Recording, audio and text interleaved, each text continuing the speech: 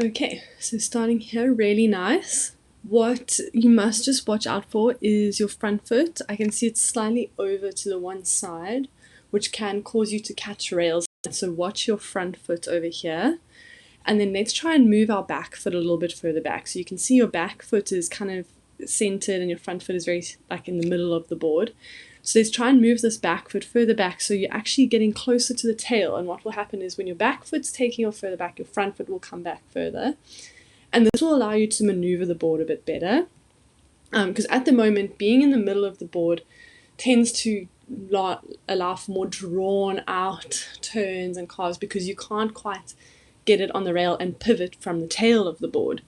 So this back foot, let's try and get it a bit further back. You can place a big blob of wax at the back there, close to the leash, and always make sure that you're feeling for your back foot getting into that position.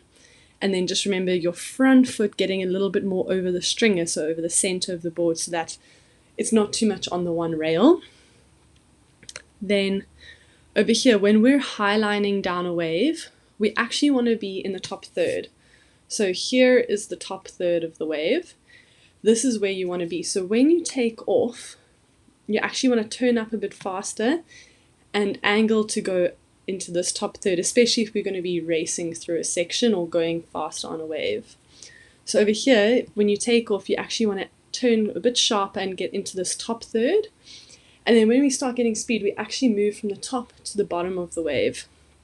So you'll move up here, and then you'll come back down to the bottom of the wave. Over here, you can see you stuck at one speed because you're kind of in the bottom third of the wave. So we really want to get to that top third where we're able to get that high line speed to get through. Then really nice how you have this compression and extension, but be careful of compressing at the top, because what actually happens when we do a turn is we're extending. So we lower at the bottom, then when we come up to the top of we actually extend our body a bit, and then we start compressing again to go back down the face of the wave.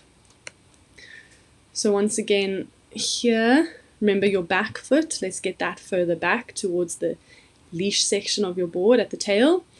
Front foot over the center line, and then let's turn a little bit sooner if we're going to be racing down the line. So we want to get into this top third of the wave. And you're actually going to feel quite a big difference in how much speed you're getting and how you're actually viewing the wave when you get into this position.